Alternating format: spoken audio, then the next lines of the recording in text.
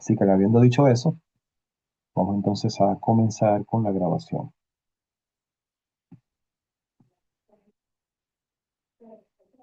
Muy bien, muy buenas noches amigos, una vez más. Este es la segunda parte del estudio Apocalipsis, el quinto evangelio, y estamos en la sección número 4 de nuestro estudio. La vez anterior estudiamos Apocalipsis capítulo 14. Ustedes recordarán, hablábamos un poco de nuevo de los 144.000.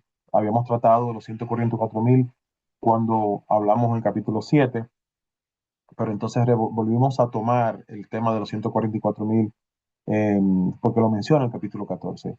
Y hablamos ampliamente con respecto al mensaje de los tres ángeles.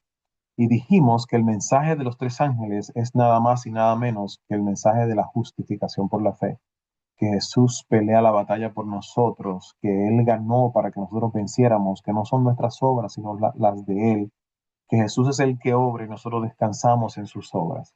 Ese es el mensaje del tercer ángel, que el evangelio eterno es amor, que la vida en Cristo es más fácil. Hay muchos detalles del evangelio eterno que pudiéramos hablar. Jesús dice, mi yugo es fácil y mi carga es ligera. Así que hay muchas cosas hermosas, pero bueno, ese es el evangelio eterno. En otra ocasión quizá podemos enfocarnos directamente en el evangelio eterno. Para que entremos en contexto, aquellos que han estado conmigo ya por varios meses y aquellos que hayan llegado hoy por primera vez, dentro del contexto de Apocalipsis estamos dentro aún de la séptima trompeta y el séptimo sello, y justo antes de la venida de Cristo, porque ambos, tanto el séptima trompeta como el séptimo sello, representan la venida de Cristo. Estamos técnicamente diciendo que Apocalipsis no es otra cosa que Jesús caminando en el santuario. Y ahí vemos la referencia de cada uno de los capítulos en donde aparece Jesús en un mueble del santuario, hasta llegar a Apocalipsis capítulo 11, versículo 19, donde lo vimos frente al arca del pacto, apareció el arca del pacto, y allí entonces aparece el ministerio del juicio. Así que una vez más, Apocalipsis está organizado en torno al santuario. Todo lo que estamos viendo en los próximos capítulos, técnicamente todo lo que vemos en los próximos capítulos es un reflejo de lo que pasa en este lugar, en el lugar santísimo, y es un reflejo de lo que sucede en el cielo a partir del ministerio de Jesús en el lugar santísimo. Dijimos que el método de estudio básicamente decía que después de Apocalipsis capítulo 11, la revelación que se le dio a Juan fue como una especie de lupa. ¿Por qué lupa? Bueno, porque cada capítulo va ampliando, va acercándose más y dando más explicaciones con las cosas que han de venir. Técnicamente, el capítulo 14 habla del ministerio de Jesús, iglesia del Nuevo Testamento, la tribulación, pero el 15 en este caso nos habla de, naturalmente, la experiencia de la iglesia en el Nuevo Testamento ya en los tiempos finales, y nos va a dar muchos detalles con respecto a esa parte final antes de que Jesús llegue, la gran tribulación, y en este caso vamos a estar hablando de las plagas. En la noche de hoy vamos a enfocarnos en Apocalipsis capítulo 15, y yo dividí este estudio en dos, porque para hablar de las plagas necesitaba un poco más de tiempo y de espacio. Hoy va a ser una especie de introducción para las plagas, porque hay que entender los conceptos para naturalmente situarnos en el contexto de la historia. Así que agarra tu Biblia en Apocalipsis capítulo 15 y vamos a comenzar a estudiar los versículos que están allí. Eh, Naturalmente los detalles más importantes de esos versículos. Vamos a hablar en esta noche las 7 postreras plagas. Leemos Apocalipsis capítulo 15, versículo 1. Me encantaría que lo tuvieras en tu mano en este momento. Y dice así: vi en el cielo otra señal grande y admirable, 7 ángeles que tenían las 7 plagas postreras, porque en ellas se consumaba la ira de Dios. Por favor, mantengan en la mente que aquí dice que las plagas es la consumación de la ira de Dios. Eh, ¿Qué cosa es la ira de Dios?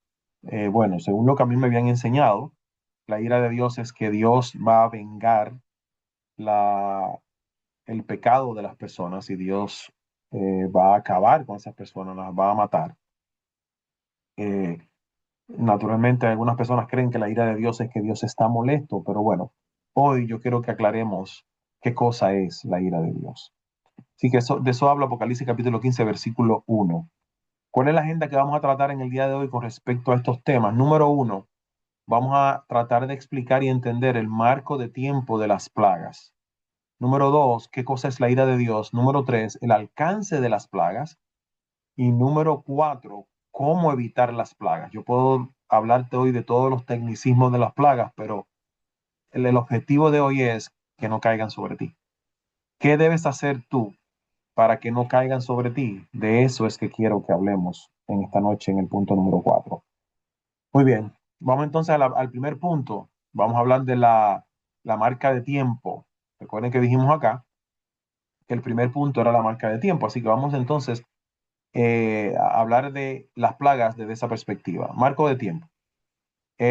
Después, Apocalipsis capítulo 16, versículo 2 nos dice, fue, naturalmente estamos en el 15, pero vamos a usar el 2 como referencia para entender el marco de tiempo.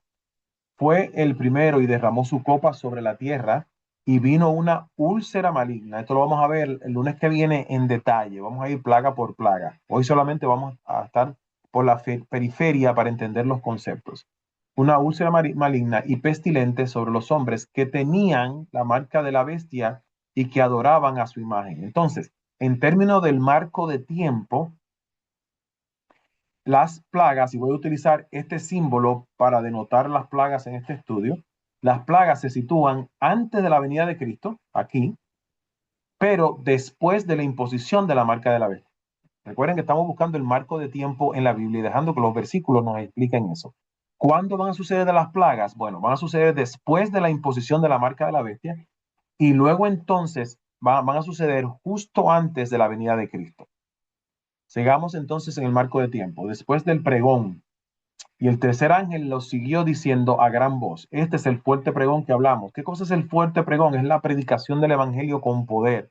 Habrá de impactar a todo el mundo con el evangelio de Cristo. ¿Cuál evangelio? El evangelio de la gracia, que Dios ama a todo el mundo, que Dios nos está buscando para bendecirnos, que Jesús vino no para condenar, que Dios nos ama y que quiere darnos vida eterna, que dejemos el pecado, que nos alejemos de él porque nos hace daño. Así que eso es el fuerte pregón. Pero entonces situamos las plagas, que son estas que están acá, también después del fuerte pregón. Aquí está el fuerte pregón. Entonces tenemos la marca de la bestia, luego viene el fuerte pregón y naturalmente luego de eso vienen las plagas. Estamos tratando de buscar ese momento exacto cuando sucede.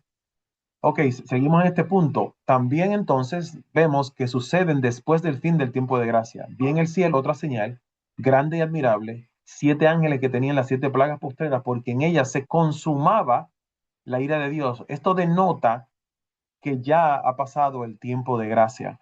Por lo tanto, las plagas están después de la marca de la bestia, después del fuerte pregón y después del fin de la gracia, en ese mismo orden y justo antes de la venida de Cristo. Finalmente, decimos acá, vi en el cielo otra señal grande y admirable, 7 ángeles que tenían, que se consumía la ira de Dios. Yo creo que esto lo puse repetido, disculpen ustedes. Vamos a la próxima, antes de la segunda venida de Cristo. Esto ya lo mencionamos. Esa información la obtenemos de Daniel capítulo 12. En aquel tiempo se levantará Miguel, y ya hablamos de Miguel, bien, el que es como Dios, el arcángel, el que manda a los ángeles. No es un ángel el que manda a los ángeles. El gran príncipe que está de parte de los hijos de tu pueblo. Y será tiempo de angustia, cual nunca fue, desde que hubo gente hasta entonces. Pero en aquel tiempo será libertado tu pueblo. La libertad del pueblo ocurre en la segunda venida de Cristo. Así que las plagas suceden justo antes de la segunda venida de Cristo. Ese es el marco de tiempo de las plagas. En otras palabras, como yo les dije que me gusta un poco el asunto gráfico, podemos decir marca de la bestia, fuerte pregón, fin de la gracia y entonces segunda venida. ¿En dónde están las plagas? La pudiéramos insertar justo después del fin de la gracia, justo antes de la venida de Cristo. Ahí van las plagas. Ok, punto número 2. ¿Qué cosa es la ira de Dios? Este tema, este tópico es delicado porque podemos entenderlo de muchas maneras. Sin embargo, es importante que la Biblia nos explique tal cosa. Y hay varias maneras de acercarnos a este tema. El sábado pasado estuve con nuestros amigos de la iglesia de Suani, no sé si puedo llamarlo así, Isabel, ya una iglesia nueva que se está levantando, gracias a Dios. Y hablamos acerca de eso y utilicé otra manera de demostrarlo y en esta noche voy a usar otros versículos para demostrar qué cosa es la ira de Dios. Yo me quedé sorprendido en la palabra cuando comprendí y estudié este tema porque no era lo que yo pensaba. Vamos a verlo. Apocalipsis 15, versículo 1 dice, en el cielo otra señal, y dice que con las plagas se consuma, debo decir, la ira de Dios, la consumación de la ira de Dios. Bueno, Apocalipsis capítulo 5 habla de esa consumación, pero también lo vemos en el 16. Las 7 plagas son las 7 copas de la ira de Dios. Aquí lo vemos de nuevo, hablando de la ira de Dios y hablando de la ira de Dios. Entonces, las plagas es la manifestación de la ira de Dios. ¿Pero qué cosa es la ira de Dios? Bueno. Esta historia de Segunda de Samuel, esta la presenté el sábado. Segunda de Samuel, capítulo 24, versículo 1 y Primera de Crónicas 21. Yo no traje aquí los versículos porque no me tomaría tiempo usar esos versículos. Sin embargo, lo voy a poner para que tú los repases, por favor. Repase esas dos historias, porque esas dos historias tienes que leerlas juntas. Si leyeras solamente Segunda de Samuel, capítulo 24:1, te vas a confundir. ¿Por qué? Porque Segunda de Samuel dice que la ira de Dios incitó a David a hacer un censo. Incitó a David a hacer un censo. Pero en la historia, después, Dios mismo desciende y le dice a David, ¿qué hiciste? Y Dios demuestra su insatisfacción ante la decisión de David de hacer un censo. Entonces es confuso porque la ira de Dios le dice a David que lo haga, pero entonces Dios desciende y le dice, no debiste haberlo hecho. Eso es un poco confuso. La historia se entiende completamente cuando lees Primera de Crónicas capítulo 21. Una vez más, estos dos capítulos explican lo que es la ira de Dios. Y naturalmente, como yo le digo a Melissa, a mi esposa, muchas veces cuando estoy predicando me gusta dejar cosas en incógnito para provocar que la gente investigue. Así que apúntate ahí un papel, Segunda de Crónicas 24:1, Primera de Crónicas 21, para que las repases. Yo no voy a hablar sobre eso aquí, sino quiero causarte la curiosidad de esa historia. Ve y léela y por favor concluye leyendo esa historia. ¿Qué cosa es la ira de Dios? Naturalmente, yo voy a seguir explicando la ira de Dios con otros versículos, pero esas historias explican el concepto de forma muy, muy clara y diáfana. Mateo 23 nos dice, Jerusalén, Jerusalén, que matas a los profetas y apedreas a los que te son enviados. ¿Cuántas veces quise juntar a tus hijos, como la gallina junta sus polluelos debajo de las alas, y no quisiste? He aquí, vuestra casa os es dejada desierta. Noten un detalle importante. Jesús tenía el deseo de juntar a los hijos de Dios, ¿verdad? Pero los hijos de Dios no quisieron que lo juntaran. No quisiste. Cuando los hijos de Dios persisten en no querer que Dios haga la voluntad que tiene de acercarnos a Él, entonces no hay otra opción que Dios nos deja. La ira de Dios tiene que ver con el hecho de que Dios nos permite a nosotros ejercer nuestro libre albedrío y nuestra libertad al tomar las consecuencias de nuestra propia decisión. Pero hay más. Ezequiel 11 nos dice lo siguiente: Di por tanto, así ha dicho Jehová el Señor, yo os recogeré de los pueblos, les daré un corazón y un espíritu nuevo, pondré dentro de ellos y quitaré el corazón de piedra de en medio de su carne, y les daré un corazón de carne, para que anden en mis ordenanzas y guarden mis decretos y los cumplan, y me sean por pueblo, y yo sea a ellos por Dios. Más, y aquí viene el punto, más aquellos cuyo corazón anda tras deseo de sus idolatrías, anda tras deseos de sus idolatrías y de sus abominaciones. Yo traigo su camino sobre sus propias cabezas, dice Jehová el Señor. Noten que Dios está diciendo, aquellos que persisten en andar en sus propios caminos, entonces yo traigo su camino sobre sus propias cabezas. En otras palabras, las consecuencias de nuestra decisión. Dios nos deja con las consecuencias de nuestra decisión. Hay más. Esto es una cita del conflicto de los siglos. Dice, por misericordia para con el mundo, Jesús difiere su venida para que los pecadores tengan oportunidad de oír el aviso y de encontrar amparo en él antes que se desate la ira de Dios. Dios hace múltiples formas para mostrarnos su amor y su voluntad y convencernos a través de su amor, a través de las cuerdas de amor que habla la palabra, a través del Jesús que es levantado y atrae a todo el mundo, para que entonces no suframos la ira de Dios.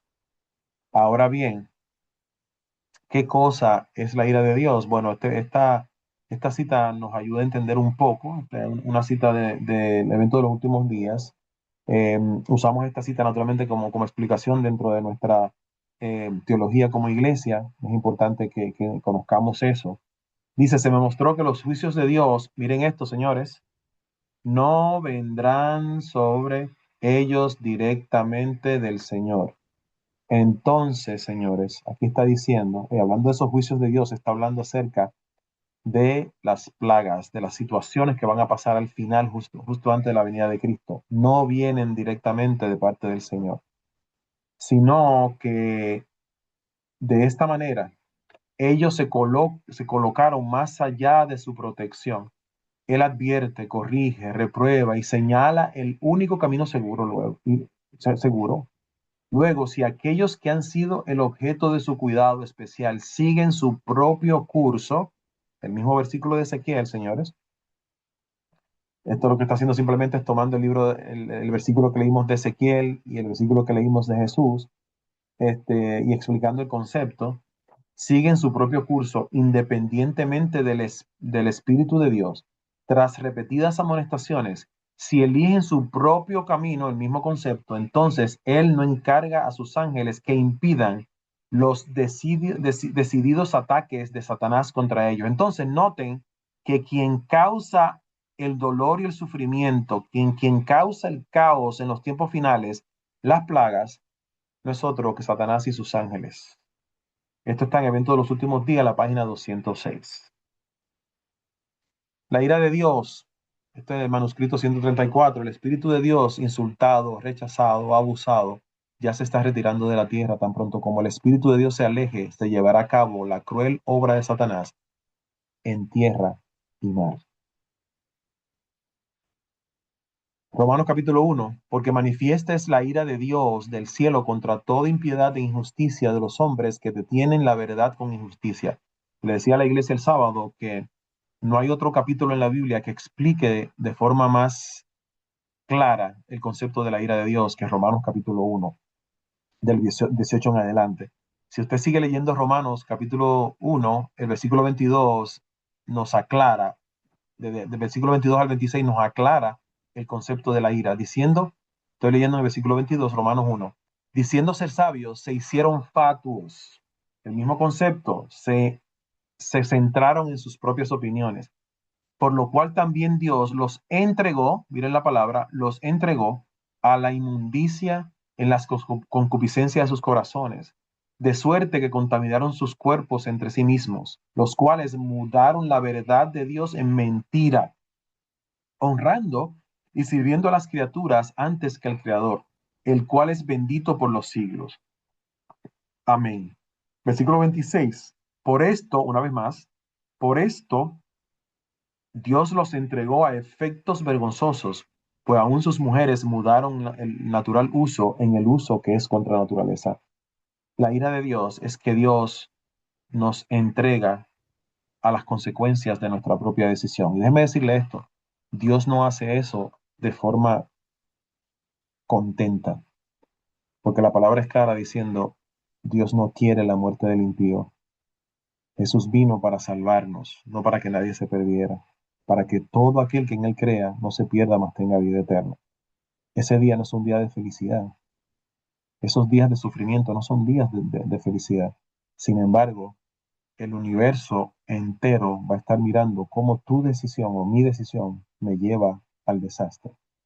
Y como Dios nos otorga el libre albedrío, Él tiene que permitir que yo ejerza mi derecho y mi libertad aún en ese concepto. Por lo tanto, el día de la ira, de igual manera, el día de la ira final, en el juicio final, también es una manifestación de la misericordia de Dios que respeta contra su propia voluntad la decisión que tomamos de irnos en contra de Él. Es Dios aceptando tristemente y finalmente la decisión que el ser humano toma de alejarse eternamente de Él. Así que eso es la ira de Dios. Vamos al punto número 3, alcance de las plagas. Apocalipsis 14 dice, yendo un poquito hacia atrás, recuerden que estamos en el 15, pero estamos utilizando algunos versículos para aclarar estos conceptos. Dice, y el tercer ángel lo siguió diciendo a gran voz, si alguno adora a la bestia y a su imagen y recibe la marca en su frente o en su mano, él también beberá del vino de la ira de Dios, que ha sido vaciado puro en el cáliz de su ira y será atormentado con fuego y azufre delante de los santos ángeles del Cordero. Entonces noten, señoras y señores, que aquellos que reciban la marca de la bestia y van a recibir la marca de la bestia porque han rechazado la marca de Dios, van a sufrir las plagas. Apocalipsis 18 dice, y oí otra voz del cielo que decía, salid de ella, pueblo mío, para que no seáis partícipes de sus pecados, ni recibáis parte de sus plagas. Entonces, aquellos que tengan la marca de la bestia son los que van a recibir las plagas. Y dentro de poco voy a hablar cómo evitarlas, así que no voy a dar muchos detalles. Si usted quiere saber lo que es la marca de la bestia y quiere saber lo que es la marca de Dios, regrese a YouTube al estudio en donde explicamos con lujo de detalles y usamos la Biblia para entender estos conceptos. Ustedes se acordarán que hablamos acerca de eso y decíamos en aquel entonces que la marca de la bestia tiene que ver con la marca de Dios. En el mismo lugar en donde Dios pone su carácter, Deuteronomio capítulo 6, es en donde Satanás quiere poner el suyo para remover a Dios de todo lugar. Recuerden que Satanás quería sentarse en el trono de Dios en los lados del norte, pero Dios también está, nosotros somos templos, dice la palabra en el Nuevo Testamento. Por lo tanto, Satanás también quiere ocupar el lugar de Dios en nuestro lóbulo frontal, en nuestra mente y decidir por nuestras acciones. Alcance de las plagas. Bueno, estas plagas, según lo que se dice en el conflicto de los siglos, estas plagas no serán universales, pues de lo contrario, los habitantes de la tierra serían enteramente destruidos. Sin embargo, serán los azotes más terribles que hayan sufrido jamás los hombres. En otras palabras, las plagas serán locales, específicas, no van a ser mundiales. Punto número 4, ¿cómo evitar las plagas? ¿Qué tenemos que hacer para evitar las plagas? Bueno, Daniel 12 nos da un detalle interesante. Daniel 12 dice, versículo 1, en aquel tiempo se levantará Miguel, el gran príncipe que está de parte de los hijos de tu pueblo, y será tiempo de angustia cual nunca fue desde que hubo gente hasta entonces, pero me perdí, disculpen, cual nunca fue desde que hubo gente hasta entonces, pero en aquel tiempo será libertado tu pueblo, todos los que se hayan escritos en el libro de la vida. Entonces, para ser liberados de las plagas, para ser libre de esa angustia completa, entonces hay que estar escrito en el libro de la vida. Señores, noten un detalle interesante, que aquí en todos los versículos que hemos leído, en ningún momento se dice, en ningún momento se insinúa que la iglesia va a ser tomada para que no sufra las plagas. Aquí está hablando de que los cristianos van a experimentar y van a estar aquí en el tiempo de angustia. Nota que aquí dice que será tiempo de angustia cual nunca fue desde que hubo gente hasta entonces, pero en aquel tiempo será libertado tu pueblo. No es antes del tiempo de angustia, sino después del tiempo de angustia. Hemos visto algunos versículos que especifican que va a haber un grupo de cristianos seguidores de Cristo que van a estar aquí en la tierra. Está bien, la iglesia, desde lo que yo veo en el libro Apocalipsis, no veo el hecho de que la iglesia sea tomada en algún momento justo antes de las plagas para que no sufra la gran tribulación. De hecho, el mejor ejemplo de esto es el pueblo de Israel en Egipto. El pueblo de Israel en Egipto no salió antes de las plagas, sino que experimentaron las plagas, pero Dios prometió protección para ellos en esas circunstancias difíciles. Algo así habrá de pasar en los tiempos finales. ¿Cómo evitar las plagas? Apocalipsis 20, versículo 12 también nos ayuda. Y vi a los muertos, grandes y pequeños, de pie ante Dios, y los libros fueron abiertos, y otro libro fue abierto, el cual es el libro de la vida. Y fueron juzgados los muertos por las cosas que estaban escritas en los libros. Daniel dice que aquellos que estén en el libro de la vida no sufrirán las plagas, ¿no? Van a estar liberados del tiempo de angustia. Ahora bien, aquí dice que hay dos tipos de libros, ¿verdad? Dice que son los libros, en plural, y otro libro que es el libro de la vida. Esos otros libros, nosotros interpretamos que esos libros son los libros de las memorias en donde se escriben los detalles de nuestras acciones. El libro de la vida es donde se escribe el nombre de aquel que ha aceptado a Cristo como su Salvador. Entonces son dos libros, el libro de la vida, donde se escribe el nombre de la persona que es salva, y el libro de las memorias, en donde están escritas todas las acciones de los seres humanos. Jesús dice, procura que tu nombre, dice Daniel, perdón, Daniel 12:1, procura que tu nombre esté en el libro de la vida. Lucas 10, he aquí, os doy potestad de hollar serpientes y escorpiones y sobre toda fuerza del enemigo, y nada os dañará, pero no os regocijéis de que, pero no os regocijéis de que los espíritus se os sujeten, sino regocijaos de que vuestro nombre están escritos en los cielos. Jesús mismo habló sobre esto, de la importancia de que los nombres, nuestros nombres estén escritos en los libros de los cielos. El libro de la vida es el libro que mantiene el Señor, en donde están registrados aquellos que han aceptado a Jesús como su Salvador. Mateo 12, señores, tengo que decirles cómo yo saco mi nombre del libro de la vida, porque esa es una posibilidad. Jesús dice que hay que procurar que los nombres estén allí, lo cual implica que hay algo que yo hago entonces que extrae mi nombre del libro de la vida. Mateo 12:31 dice, por tanto os digo, todo pecado y blasfemia será perdonado a los hombres, mas la blasfemia contra el Espíritu Santo no le será perdonada. Entonces, si hay algo que yo pueda hacer para sacarme del libro de la vida, es cometer un pecado imperdonable. Y el pecado imperdonable, según la Biblia, es la blasfemia contra el Espíritu Santo. Ese pecado no se perdona. Ahora, la pregunta es, óyeme, si eso es tan preocupante y eso es técnicamente eso es lo único que va a hacer que tu nombre sea sacado del libro de la vida. Es el pecado imperdonable. Si tú cometes ese pecado, tu nombre será extraído del libro de la vida. Entonces vale la pena preguntarse, ¿qué cosa es la blasfemia contra el Espíritu Santo? ¿Por qué no será perdonada? Juan 16 dice, y cuando Él venga, convencerá al mundo de pecado, de justicia y de juicio. De pecado por cuanto no creen en mí, de justicia por cuanto voy al Padre y no me veréis más, y de juicio por cuanto el príncipe de este mundo ya ha sido ya juzgado. Ok, noten que el trabajo del Espíritu, recuerden aquí hablamos de la blasfemia contra el Espíritu Santo. Vamos a estudiar entonces cuál es el trabajo del Espíritu para comprender cuál es ese pecado imperdonable. Aquí hay unos puntos interesantes. ¿Para qué viene el Espíritu Santo a la tierra? Bueno, viene a convencernos de algo. Y dice, son tres cosas: convencernos de pecado, de justicia y de juicio. Entonces, yo les pregunto a ustedes, ¿de qué pecados nos viene a convencer el Espíritu Santo? Noten que no dice de pecados en plural, sino que dice de pecado en singular. Lo que implica que el Espíritu Santo no te viene a convencer que matar es malo. No te viene a convencer que eh, hacerle daño a una persona o matar a alguien es malo. No te viene a convencer que robar es malo. Dice de pecado, un pecado.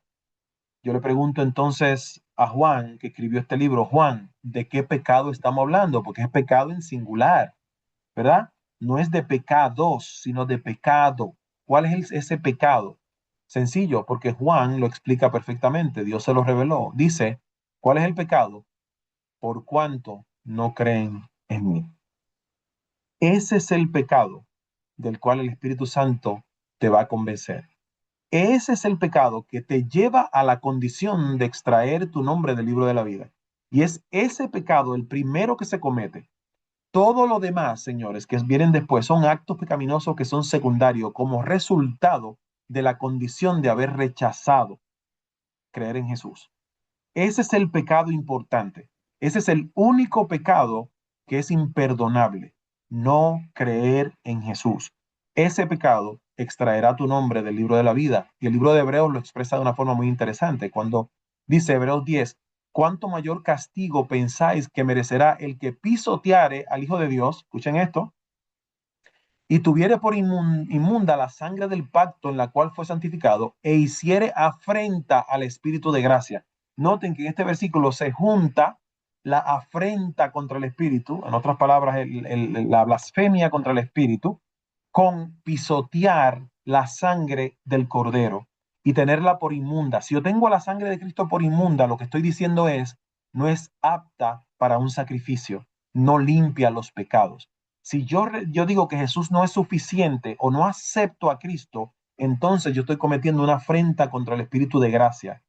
Dice acá, pues conocemos que Él dijo, mí es la venganza, yo daré el pago, dice el Señor. Y otra vez, el Señor juzgará a su pueblo. ¿Se dan cuenta? Que está hablando del juicio, del día de la ira. Y van a sufrir la ira aquellos que pisoteen al Hijo de Dios y que tengan por inmunda la sangre. Y eso constituye una afrenta contra el Espíritu Santo. Así que la blasfemia contra el Espíritu Santo es rechazar el único medio que Dios proveyó para salvarte, que es Jesús. Si rechazas la salvación en Jesús, te pondrán la marca de la bestia y las plagas caerán sobre ti. ¿Cómo evito las plagas? Hoy es el día para que tú hagas una profesión de fe y reconozcas a Jesús como tu único medio de salvación. Jesús es la única puerta de entrada en el arca. Jesús es el arca de salvación. Así que, ¿cómo evitar las plagas? El mismo Jesús dijo en Juan 3:36, el que cree en el Hijo tiene vida eterna, pero aquel que rehúsa creer en el Hijo no verá la vida, sino que la ira de Dios está sobre él. Más claro no puede estar. Creer en Jesús te libra de la ira de Dios, porque Jesús, por medio de Jesús, esto es lo hermoso de esto, la ira de Dios es que Dios te deja con tu consecuencia, con la consecuencia de tu decisión, para que tú ejerzas tu libertad de rechazarlo. Pero lo que hace Jesús es que nos pone en armonía con Dios, que nos acerca, que abre los cielos para nosotros y abre completamente el trono de la gracia. Y ahora tú y yo tenemos acceso completo al trono de la gracia cuando reclamamos la sangre de Cristo sobre nosotros. En esta noche hemos dado una introducción para las plagas y para mí es importante que antes de hablar de las plagas, tú estés en paz, porque si estás en Cristo, ya eres liberado, no eres culpable de juicio. El juicio no tiene efecto sobre ti, porque entonces no son tus obras las que van a pasar en el juicio, sino las obras de Cristo que te son imputadas a través de su ministerio. Son las obras de Cristo las que cuentan, no las tuyas. Así pues, llegué al final de este estudio. Voy a detener la grabación para que conversemos.